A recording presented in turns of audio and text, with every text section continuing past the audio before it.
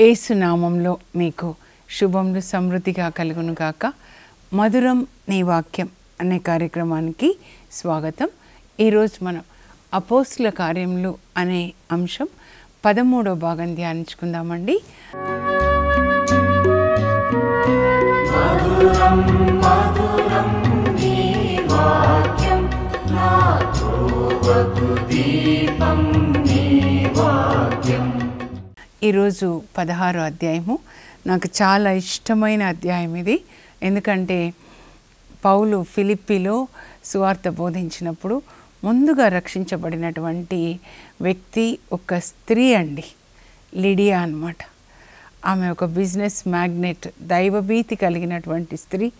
ముందు ఆమె రక్షించబడుతుంది. ఈరోజు యూరప్ కాంటినెంట్, యూరప్ ఖండం అంతా రక్షించబడిందంటే ముందుగా రక్షించబడింది ఎవరు అనంటే లిడియా అనే ఒక స్త్రీ అన్నమాట. ఆమె మరి పౌలుకి ఎంత తోడుగా ఉంటుంది. పౌలు స్వార్థ సేవలో ఆమె ఒక కుడి భుజంలాగా ఉండి పౌలుకి తోడ్పడుతుంది. అందువల్ల పౌలు సువార్తను బోధించగలుగుతాడు. దేవుని కృప ఉంటుంది. అలాగే మరి ఈమె కూడా నిలబడుతుంది అన్నమాట. తన ఇంటిని, తన డబ్బుని, ముందుగా తన హృదయాన్ని ప్రభువుకు అర్పిస్తుందండి. పౌలు సువార్త బోధిస్తున్నప్పుడు పరిశుద్ధ ఆత్మదేవుడు ఆమె హృదయాన్ని తెరిచి ఆ వాక్యం అనే విత్తనాలు ఆమె హృదయం అనే పొలంలో నాటి అవి 30 అంతలు, 60 అంతలు, 100 అంతలు పెరగడానికి కృప ఇస్తారు. ఈరోజు దేవుడు మీకు ఆ కృపనిచ్చుదురుగాక. లిడియా సువార్త వింటున్నప్పుడు పరిశుద్ధ ఆత్మదేవుడు ఆమె హృదయాన్ని తెరిచి ఆ వాక్యం ఆమె హృదయంలో నాటబడి మరి ఆ విత్తనాలు 30 అంతలు, 60 అంతలు, 100 అంతలు ఎలా ఫలించాయో ఆమె ఈరోజు ఒక యూరప్ కాంటినెంట్ రక్షణలోకి రావడానికి దేవుని చేతిలో ఒక మంచి పాత్రగా వాడబడింది. మీ ఊరు, మీ పట్టణం, మీ దేశం రక్షణలోనికి రావడానికి దేవుడు మిమ్మల్ని, మీ కుటుంబాల్ని వాడుకొందురుగాక. మీరే ఆ లిడియాగా ఉందరుగాక. నేను ఉదయకాలం ఇది చదువుతున్నప్పుడు నాకు ఎంతో సంతోషం వేసింది అన్నమాట. ఒక స్త్రీ నిలబడింది. ఒక స్త్రీ ద్వారా యేసుప్రభు ఈ లోకంలో పుట్టారు. ఆయన పునరుత్థానమైనప్పుడు ఆ పునరుత్థాన సందేశం ఒక స్త్రీ ద్వారా అపోస్తులకి ప్రకటించబడింది. ఇక్కడ యూరప్ కాంటినెంట్లో ఒక స్త్రీ పౌలుకి ఎంతో తోడుగా నిలబడింది. మనం కూడా దైవ సేవకులకి తోడుగా నిలబడ్డప్పుడు వాళ్ళ సువార్త దీవెనలలో మీరు పాలు పంచుకుంటారు. యేసుప్రభు చెప్తారు మత్తయి సువార్త 10:42 నుంచి, ప్రవక్తను ప్రవక్తగా గుర్తించి స్వీకరించువాడు ప్రవక్త బహుమతిని పొందుతాడు. నా సేవకులకు, నా ప్రవక్తలకు గ్లాసుడు మంచినీళ్ళు ఇచ్చేవాడు పరలోకంలో తన బహుమతిని కోల్పోడు అని. సారెఫత్ విధవరాలు మరి ఏలియా ప్రవక్తకి భోజనం పెడుతుంది కరువు కాలంలో 3.5 సంవత్సరాలు. అందువల్ల దేశమంతా కరువు, కానీ ఆమె కుండలో ప్రతిరోజు పిండి పెరిగింది, పిడతలో నూనె పెరిగింది. సమృద్ధిగా ప్రవక్తకి పెట్టడం వల్ల ఆమె కుమారుడు భుజించారన్నమాట. అలాగే షూనేం వనిత ఎలీషా ప్రవక్తకి ఆతిథ్యం ఇవ్వడం వల్ల గొడ్రాలైన ఆమె గర్భాన్ని ప్రభు తెరుస్తారు. ఆమెకి కుమారుడిని ఇస్తారు. ఆ కుమారుడు మరణించినా కూడా మరలా ఎలీషా ప్రవక్త ద్వారా లేపుతారు. మన పిల్లలు మరణించడం అంటే ఆత్మలో మరణించడం అన్నమాట. కానీ దేవుని యొక్క కృప వలన ఆత్మలో మరణించిన వాళ్ళని ఇప్పుడు యేసుప్రభు యొక్క పునరుత్థాన శక్తితో పరిశుద్ధాత్మదేవుడు లేపుతారు. ఇదే అపోస్తుల కార్యాలంటే యేసుప్రభు యొక్క పునరుత్థాన శక్తి మనలో పనిచేయడం. ఒక అవయవం పాడైతే మరలా దానికి జీవం, ఆత్మలో మరణిస్తే మరలా జీవం అన్నమాట. ఓకేనా? ఈరోజు అపోస్తుల కార్యాలు 16వ అధ్యాయం అండి. పౌలు యొక్క 2వ సువార్త ప్రయాణం క్రీస్తు శకం 50 నుండి 52 వరకు. ఈ 2వ సువార్త ప్రయాణంలో ఆయన గ్రీస్ దేశానికి వెళ్తాడండి. మాసిడోనియా, గ్రీస్ దేశాలన్నమాట. గ్రీస్ అనగానే అలెగ్జాండర్ ద గ్రేట్ చక్రవర్తి, అలెగ్జాండర్ చక్రవర్తి కదా, వాళ్ళ నాన్నగారి పేరే ఫిలిప్ అనమాట. సో వీళ్ళు ఈ టీం అంతా కూడా ముందుగా ఆ గ్రీస్లో ఫిలిప్పు అనే పట్టణానికి వెళ్తారండి. అక్కడే ఈ లిడియా అనే ఆమె బిజినెస్ చేస్తూ ఉంటుంది. చాలా పెద్ద బిజినెస్ చేస్తుందండి. మనం 16వ అధ్యాయం ముందు నుంచి చూసినట్లయితే క్రీస్తు శకం 50 నుంచి 52 వరకు పౌలు రెండవ సువార్త ప్రయాణం చేస్తాడు. ఇంకా ఈ రెండవ సువార్త ప్రయాణంలో మాసిడోనియా, గ్రీస్ ప్రాంతాలకి ఆయన వెళ్తాడు. కనుక అక్కడంతా కూడా గ్రీక్ భాషే మాట్లాడతారు. ఇది అలెగ్జాండర్ వాళ్ళ పట్టణాలు అన్నమాట, కాంటినెంట్ అని చెప్పుకోనండి. కనుక అంతా గ్రీక్ మాట్లాడేవాళ్ళు. వాళ్ళ దగ్గరికి పౌలు వెళ్తున్నాడు, పరిశుద్ధాత్మదేవుడు తీసుకెళ్తున్నారు. అయితే ఈ టీంలో ఎవరున్నారు? పౌలుతో పాటు లూకా ఉంటాడనమాట. యాంటియోకియా కూడా గ్రీకే కదండి. పౌలు బోధిస్తున్నప్పుడు చాలామంది రక్షణలోకి వస్తారు. అలా రక్షణ పొందిన వాళ్ళలో లూకా అనే ఒక డాక్టర్ అనమాట. ఆయనే లూకా సువార్త, అపోస్తల కార్యాలు కూడా రాస్తాడు. సో పౌలుకి ఎప్పుడు అనారోగ్యం కనుక ఈ లూకా ఆయనకి శిష్యుడై పౌలు ఆరోగ్యాన్ని గురించి జాగ్రత్త వహిస్తాడండి. చివరికి క్రీస్తు శకం 67లో పౌలుని గొడ్డలితో నరికినప్పుడు నీరో చక్రవర్తి పౌలుతో నిలబడింది చివరి వరకు ఉంది ఎవరంటే లూకా. అంత నమ్మకంగా ఉంటాడనమాట.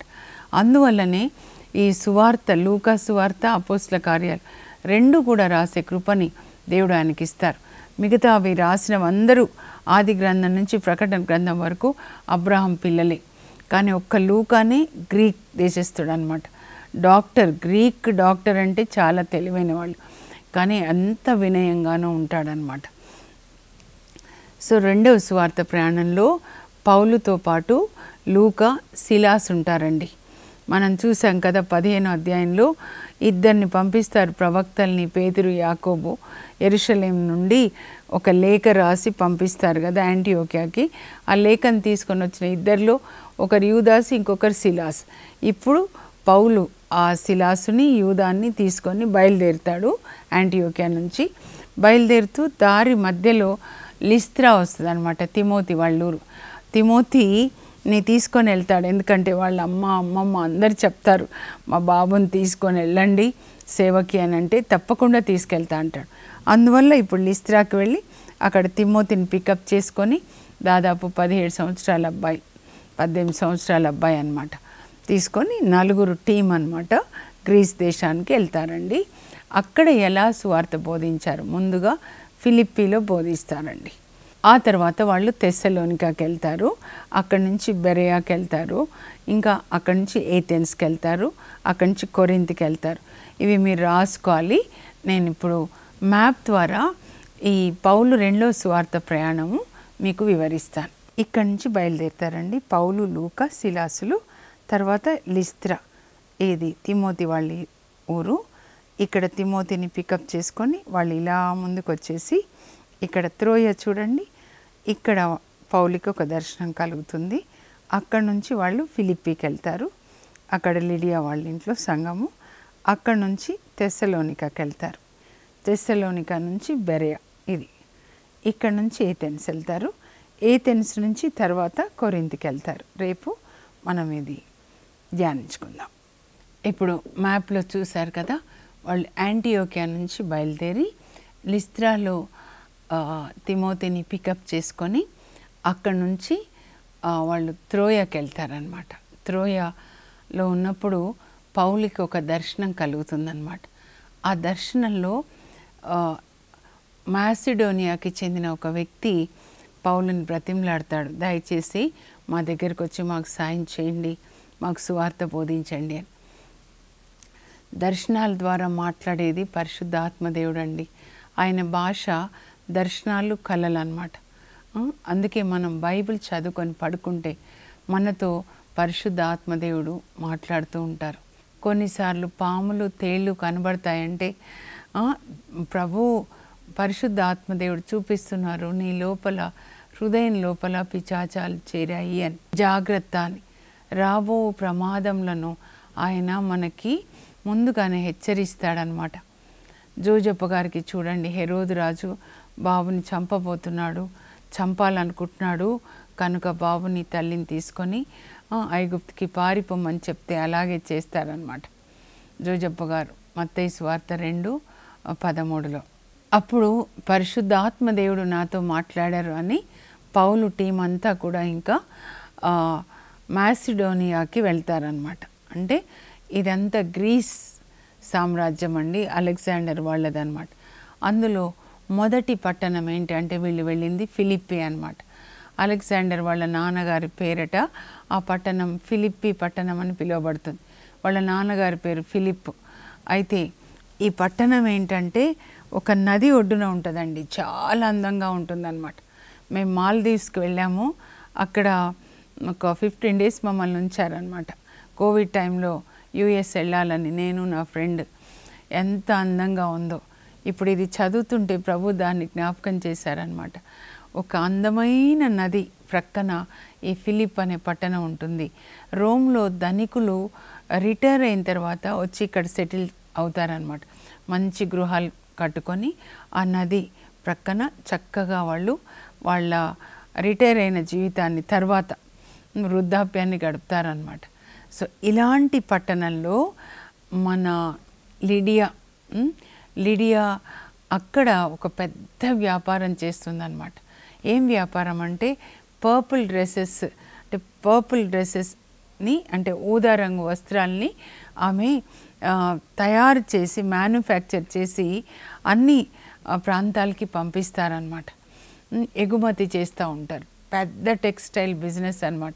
స్త్రీలందరూ వినండి, మీరు కూడా చాలా పెద్ద బిజినెస్ చేయొచ్చు, చేసి దాన్ని సువార్త కొరకు వాడొచ్చు అనమాట. అప్పుడు ఇంకా ఆ పట్టణానికి 4 వెళ్ళారు కదండి టీం. వెళ్ళినప్పుడు ఇంకా వాళ్ళకి ఎక్కడ ఉండాలో తెలియదు. దేవుడు ఎలా ద్వారాలు తెరుస్తారో చూడండి.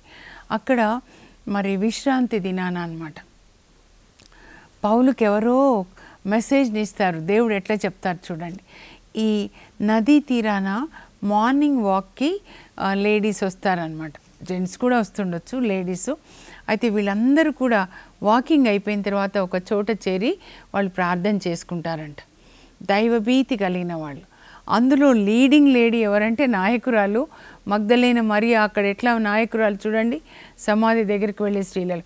ఇక్కడ నాయకురాలు ఎవరంటే మన లిడియా అనమాట.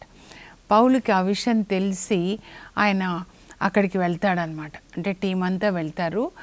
దేవుడు ఆయన నడిపిస్తారండి, పరిశుద్ధాత్మ దేవుడు. మెల్లగా వాళ్ళతో మాట్లాడుతూ ఉంటాడనమాట. జస్ట్ పరిచయం చేసుకొని మాట్లాడతాడు. వాళ్ళు ప్రార్థనకి కూడుకున్నప్పుడు వాళ్ళ ప్రార్థన అయిపోయిన తర్వాత మాట్లాడతాడు. అలా మాట్లాడుతూ చూడండి యేసు ప్రభుని గురించి ఆయన బోధిస్తాడనమాట. ఇలా మేము ఇలా వచ్చాము ఇలా అని చెప్తూ ఉన్నప్పుడు యేసు ప్రభుని గురించి చెప్తుంటే పరిశుద్ధాత్మ దేవుడు లిడియా హృదయాన్ని తెరుస్తాడండి. వినేవాళ్ళ లోపల ఆత్మలో హృదయంలో పరిశుద్ధాత్మదేవుడు పని చేయాలి. ఆమె హృదయాన్ని తెరుస్తారు. అప్పుడు పౌలు చెప్పే వాక్యం విత్తనాలు ఆమె హృదయంలో నాటబడతాయి. అప్పుడు ఆమె చాలా జాగ్రత్తగా వింటుందన్నమాట. యేసు ప్రభువుని గురించిన సువార్త జాగ్రత్తగా వింటుంది. భూమి ఆకాశాలని దేవుడే సృజించారు, మానవుణ్ణి దేవుడే సృజించారు. మానవుడు పడిపోయినప్పుడు దేవుడు తన కుమారుణ్ణి పంపించారు. ఆ యేసుక్రీస్తు శిలువ మరణం ద్వారా మనకి పాప క్షమాపణ అని చెప్తూ ఉంటే ఆమెకి ఎంత విశ్వాసం కలుగుతుందన్నమాట. విశ్వాసం కలిగి ఆమె వాళ్ళతో మాట్లాడుతుంది. మీరు ఎక్కడి నుంచి వచ్చారంటే సిరియాలోని యాంటియోకియా. అంత దూరం నుంచి మీరు ఇక్కడ వచ్చారా, ఫిలిప్పీకి వచ్చారా, ఎక్కడ ఉంటున్నారంటే ఇంకా ఎక్కడ ఉండట్లేదు, చెట్టు కింద ఉంటున్నామని చెప్పుంటారు. నేను యేసు ప్రభునందు విశ్వాసం ని కలిగి ఉన్నాను, నేను ప్రభుని విశ్వసిస్తున్నానని మీరు నమ్మితే దయచేసి మా ఇంటికి వచ్చి మా ఇంట్లో ఉండండి, మా ఆతిథ్యాన్ని స్వీకరించండి అని చాలా బ్రతిమలాడుతుంది. రండి అని. అప్పుడు ఈ 4 టీం కూడా వెళ్తారనమాట. అందుకే మీరు ఇక్కడ చదివితే మేము అని ఉంటుందన్నమాట. మేము ఫిలిప్పీకి వెళ్ళాం. మేము అని అంటే ఎవరంటే రైటర్ లూకా చెప్తున్నాడు అనమాట. సో లూకా, పౌలు, సిలాసు, తిమోతి చిన్నవాడు, ఈ 4 కూడా వాళ్ళ ఇంటికి వెళ్తారు. లిడియా వాళ్ళ ఇంటికి వెళ్తే అక్కడ కూడా సువార్త బోధిస్తాడు కదా, కుటుంబం రక్షించబడుతుంది.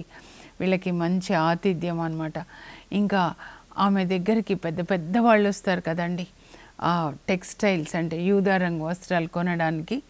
వేసుకునేది కూడా రాజ కుటుంబానికి చెందిన వాళ్ళు, అంటే రాయల్ పీపుల్, చాలా ధనికులు అన్నమాట వాళ్ళు వేసుకునే వస్త్రాలు. కనుక అనేక దేశాల నుంచి వస్తారు, వాళ్ళకి పౌలు సువార్త బోధిస్తాడు. అప్పుడు ఈ సువార్త వాళ్ళు తీసుకెళ్లే బట్టలతో పాటు వాళ్ళ దేశానికి వెళ్తుంది. ఇంకా అక్కడ ఫిలిప్పీలో ఉన్న వాళ్ళు కూడా చాలామంది వస్తారనమాట. ఒక పెద్ద న్యూస్ అయిపోతుందన్నమాట. లిడియా యేసు ప్రభుని అంగీకరించింది. ఆ యేసు ప్రభు సువార్త బోధించే వాళ్ళు వాళ్ళ ఇంట్లోనే ఉన్నారు.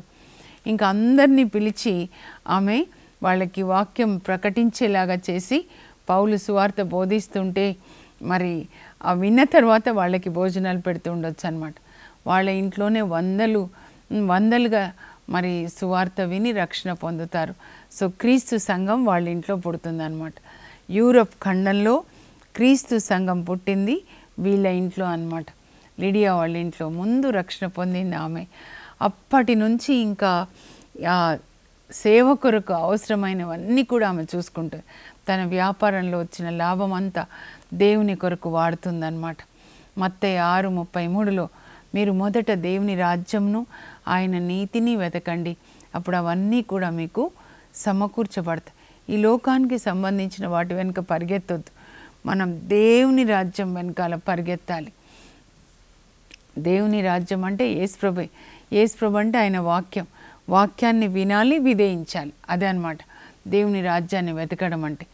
దేవుని రాజ్యం, ఈ వాక్యం అంతా నీతి మార్గం అన్నమాట. సో మనం నీతి మార్గంలో నడిపించే వాక్యం, దీన్ని వెతకాలన్నమాట. అలా పనిచేసిందండి. మిమ్మల్ని కూడా లిడియా లాగా దేవుడు వాడుకుందురుగాక. ఈరోజు మీ వలన ఆ పని జరగాలి. అపోస్తల కార్యాలు ప్రతిరోజు జరుగుతుందండి. పెంతెకోస్తు ఆ రోజున మొదలై ఎలా ప్రపంచమంతటా యేసు ప్రభుని గురించిన ప్రేమ సువార్త వెళ్ళింది పౌలు ద్వారా. అంటే పౌలు ఒక్కడే కాదండి, చాలామంది ఆయనకి తోడుగా నిలబడ్డారనమాట. మొదటి సువార్త ప్రయాణంలో ఆయనతో పాటు బర్నబా, మార్కు ఉన్నారు. ఇప్పుడు ఇంకొక టీము, ఆ తర్వాత ఇంకా చాలామంది. ఇక్కడ నుంచి చివరి వరకు లిడియా నిలబడుతుందన్నమాట. అయితే అక్కడ చాలామంది మరి సువార్తని అంగీకరించి మరి క్రైస్తవులైపోతున్నారనమాట. అప్పుడు ఒక బానిస బాలిక ఉంటుందండి ఫిలిప్పీలో. ఆమె సోదె చెప్తూ ఉంటుంది. ఎందుకంటే ఆమెలో భూతం ఉంటుందన్నమాట. పైథాన్ భూతం ఆవేశించడం వల్ల, ఆ భూతం ఏం భూతం అంటే సోదె చెప్పే భూతం అన్నమాట. సో అందరూ సోదె చెప్పించుకోవడానికి వస్తారు అమ్మాయి దగ్గరికి. వచ్చినప్పుడు అక్కడ ఒక డబ్బుల పెట్టే, అందులో డబ్బులు వేయాలి. ఇంత డబ్బు వేస్తేనే సోదె చెప్తుంది. ఇదో నీకు ఇప్పుడు పెళ్ళి అవుతుంది, ఇప్పుడు ఉద్యోగం వస్తుంది, ఇప్పుడు ఇల్లు కట్టుకుంటావు, చెప్పినట్లే జరుగుతుందన్నమాట. సైతాన్కి కూడా శక్తి ఉంటుందండి ఇట్లా చెప్పడానికి అన్నమాట. ఒకరోజు పౌలు శిలాసులు ఇలా వీధిలో వెళ్తూ ఉంటారనమాట. వెళ్తుంటే ఈమెం చేస్తుందంటే వెనకాల పడి, ఒకరోజు కాదు చాలా రోజులు వీళ్ళు ఇట్లా అని వెళ్తూ ఉంటే స్ట్రీట్లో వెనకాల అరుస్తుంది, ఇదిగో వీరు మహోన్నతుడైన దేవుని యొక్క సేవకులు, మీరు ఎలా రక్షణ పొందాలో వీళ్ళు మీకు వివరిస్తారు. భూతం మాట్లాడుతుంది. భూతానికి, అపవిత్రాత్మలకి, సైతానికి మన యొక్క ఆత్మీయ స్థితి ఏంటి బాగా తెలుస్తుందండి. దేవునికి తెలుస్తుంది తప్పకుండా, దూతలకి దేవునికి తెలుస్తుంది, అలాగే సైతాన్ కూడా తెలుస్తుంది. రోజు అరుస్తుంది అనమాట. They are the servants of the most high god and they will tell you how you can be saved అని అరుస్తూ ఉంటే పౌలు ఒక్కసారి వెనక్కి తిరిగి చూస్తాడు. ఆమె వైపు చూస్తే కళ్ళలోకి సూటిగా చూసినప్పుడు ఆమె లోపల ఉన్న భూతం మాట్లాడుతుందని గ్రహించి, అప్పుడు ఆ అమ్మాయికి విడుదల ఇవ్వాలని యేసుక్రీస్తు నామంలో ఈమె నుండి బయటికి వెళ్ళిపోమని ఆజ్ఞాపిస్తున్నా. అంతే, ఆ భూతం ఆ అమ్మాయిలోంచి వెళ్ళిపోతుందండి. ఇన్ని రోజులు ఆ భూతం అమ్మాయిని పట్టి బంధించింది అనమాట. తాళ్లతో పట్టి బంధిస్తారు చూడండి దొంగలు, అట్లా. ఇప్పుడు ఆ భూతం వెళ్ళిపోయి ఆ అమ్మాయి ఆత్మకి రక్షణ వచ్చిందనమాట. చూడండి, భూతం పట్టిన అమ్మాయికి రక్షణ. నిన్నటి దినాన్న చూడండి, అంటే నిన్నటి దినానంటే ముందు పెద్ద బిజినెస్ మ్యాగ్నెట్ లిడియాకి రక్షణ, ఇప్పుడు ఈ భూతం పట్టిన అమ్మాయికి రక్షణ అనమాట. ఆ భూతం వెళ్ళిపోయిన తర్వాత ఇంకా సోదె చెప్పడం రాదు కదా. అప్పుడు అమ్మ మాకు సోదె చెప్పంటే ఏంటి ఏంటి అని అడుగుతుంది అనమాట. అంటే ఆ అమ్మాయికి తెలీదు. అప్పుడు ఆ యజమానుడికి ఇంకా డబ్బు సంపాదన రావట్లేదు కదా, అందువల్ల వీళ్ళిద్దరిని కోర్టుకి తీసుకెళ్ళి ఆ న్యాయమూర్తులకి ఇదిగో వీళ్ళు ఏదేదో చెప్తా ఉన్నారు మన రోమా ఆచారాలకి వ్యతిరేకంగా అని చెప్పి వాళ్ళకి చెప్తే వాళ్ళు ఏమీ ఆలోచించకుండా ఆ న్యాయమూర్తులు జడ్జెస్ ఏమంటారంటే వీళ్ళని పౌలు సిలాసు వాళ్ళిద్దరిని పట్టుకొని వాళ్ళ బట్టలు చించేసి బెత్తాలతో కొట్టండి. అంటే కొట్టినప్పుడు ఎందుకు బట్టలు చించేశారంటే కొట్టినప్పుడు వాళ్ళకి వీపు మీద దెబ్బలు పడాలని అనమాట. బాగా గాయాలు అయ్యేలాగా కొడతారని కొట్టి జైల్లో వేసేస్తారు చెరసాల్లో. అందులో వాళ్ళ కాళ్ళని కొయ్య దుంగల మధ్యలో పెట్టేసి ఇంకా జైల్లో చీకటి గుహలో ఉంచితే అర్ధరాత్రి పౌలు సిలాసులు స్తుతి గీతములు పాడుతూ ప్రార్థన చేస్తున్నారు, దేవునికి వందనాలు చెప్తున్నారు, దేవుని స్తుతిస్తున్నారు. అప్పుడు పరిశుద్ధాత్మ ఎంత బలంగా వస్తుందంటే ఆ భూకంపం వచ్చేసి చెరసాల కూడా కదిలిపోయి తలుపులు తెరుచుకుంటాయి, వీళ్ళ గొలుసులన్నీ తెగిపోతాయి, బేడీ హ్యాండ్ కఫ్స్. అప్పుడు చెరసాల అధికారి కత్తితో పొడుచుకోబోతారు. ఎందుకంటే అందరు పారిపోయారేమో దొంగలు, తలుపులు తెరుచుకున్న ఆయన దిగ్గున లేచంటే అప్పటి వరకు నిద్రపోతున్నాడో మరి వింటూ ఉన్నాడు, దిగ్గున లేచాడనమాట. అప్పుడు పౌలు చెప్తాడు, అయ్యా నువ్వు అలా చేసుకోకు, మేము ఎవ్వరు పారిపోలే, ఇక్కడే ఉన్నాం. అమ్మో ఎప్పుడు గోడలు తలుపులు వేస్తే కూడా పారిపోతారు, మీరు తలుపులు తెరిస్తే కూడా పారిపోలేదేంటయ్యా? మేము పారిపోము, ఎందుకంటే మేము యేసు ప్రభు యొక్క శిష్యులు అని చెప్తే, అయ్యా యేసు ప్రభు గురించి ఇందాక పాటలు పాడుతున్నావు, యేసయ్యా అని ప్రార్థన చేసినావు, ఆయన గురించి చెప్పవా, నాకు కూడా రక్షణ కావాలి, నేనేం చేయాలి, నాకు రక్షణ కావాలి అంటే నీవు నీ కుటుంబం యేసు ప్రభులో విశ్వాసం ఉంచండి, అప్పుడు రక్షణ వస్తుంది. విశ్వాసం అంటే ఏంటయ్యా అంటే చెప్తాడు, ఇదిగో యేసు ప్రభు దేవుని కుమారుడు, ఆయన శిలువ మరణం ద్వారా నాకు పాప క్షమాపణ, అప్పుడు నేను కూడా పరలోకానికి వెళ్తాను, ఆయనని మీరు నమ్మాలి, ఆయన నీతిమంతుడు, నమ్మడం అంటే ఆయన బోధించినట్లుగా జీవించాలి, అన్నీ చేస్తామని చెప్పి అప్పుడు వాళ్ళని ఆ చెరసాలలోంచి చీకటి గుహలోంచి వాళ్ళ ఇంటికి తీసుకెళ్ళి అందరూ భార్య పిల్లలు అదే కాంపౌండ్లో ఉంటుంది కదా, జైలున్న కాంపౌండ్లోనే ఆయన క్వార్టర్స్, వినండి వినండి అని చెప్పి ఇంకా భార్య పిల్లలు విన్న తర్వాత భోజనాలు పెడతారనమాట. వాళ్ళకి ముందు బాప్తిస్మం తీసుకుంటారు, తర్వాత వాళ్ళ గాయాలకి కూడా కట్లు కడతారనమాట. గాయాలకి కట్టు కట్టి వాళ్ళు రక్షణలోకి వచ్చేస్తారు. ఇలా చూడండి ఎంతమంది రక్షణలోకి వచ్చారు. జైలు అధికారి బాప్టిజం తీసుకొని రక్షణలోకి వచ్చాడంటే ఇంకా ప్రిజన్ మినిస్ట్రీ అనమాట. దేవుడు చెప్తున్నారు, అధికారి ఇప్పటి వరకు కొడుతూ ఉండొచ్చు వాళ్ళని, ఇప్పటి నుంచి ప్రేమగా వాళ్ళకి సువార్త బోధిస్తాడు. అర్ధరాత్రిలో పౌలు సిలాసులు ప్రార్థించారు, స్తుతి చేశారు, ఇప్పటి నుంచి ఈయన ఆ సేవ కొనసాగిస్తాడనమాట. అక్కడ లిడియా కొనసాగిస్తుంది, ఇక్కడ ఈయన కొనసాగిస్తున్నాడు. తర్వాత ఇంకా వాళ్ళని మరుసటి రోజు విడిపిస్తారండి. అప్పుడు మళ్ళీ లిడియా దగ్గరికి వెళ్ళి, అమ్మ ఇదిగో సంఘం జాగ్రత్త అని అక్కడ ఎపాఫ్రోదిత్ అనే ఒక వ్యక్తిని సంఘ కాపరిగా నియమించి లిడియాకి అందరికీ వందనాలు చెప్పి వాళ్ళు అక్కడి నుంచి తెస్సలోనికకి వెళ్ళిపోతారు. ముగించే ముందు ముఖ్యమైన అంశాలు నేను చదువుతాను, మీరు రాసుకొని ఆ విధంగా ఈ అధ్యాయం చదువుకోండి. అపోస్తల కార్యాలు 16వ అధ్యాయం 5 అంశంలో క్రీస్తు శకం 50లో పౌలు 2వ సువార్త ప్రయాణం, సిలాసు లూకా తిమోతీలతో త్రోయలో పౌలుకు దర్శనం, ఫిలిప్పీలో లిడియా అను ఒక వ్యాపారస్తురాలు రక్షణ పొందుట, ఫిలిప్పీ చెరసాలలో పౌలు సిలాసులు, చెరసాల అధికారి రక్షణ పొందుట. ఇప్పుడు ప్రార్థన చేసుకుందాం. పరలోకపు మా తండ్రి, మీ పరిశుద్ధ నామం నాకు స్తోత్రం కలుగునుగాక.